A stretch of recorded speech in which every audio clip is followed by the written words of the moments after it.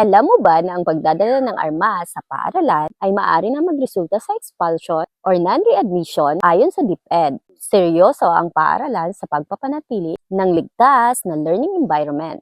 Kaya sino mang mag-aaral na mahuhuling nagdadala ng baril, patalim o iba pang mapanganib na armas sa loob ng paaralan or sa school activities ay maaaring maharap sa pinakamabigat na disciplinary sanctions.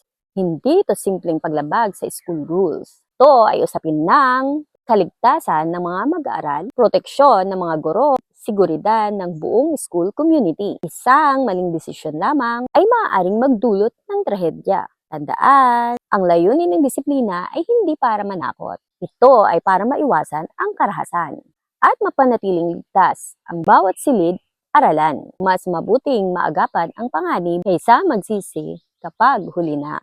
Ang paaralan ay lugar ng pagkatuto, hindi ng karahasan. Kung gusto nating maging ligtas ang ating mga anak, kailangan nating magtulungan. Mga magulang, mga guro, mga paaralan, at buong komunidad. Sang-ayon ka ba na expulsion or non-readmission ang parusa sa mga magdadala ng armas sa paaralan? Comment down below. Please like, share, and follow. Bye-bye! Para rise!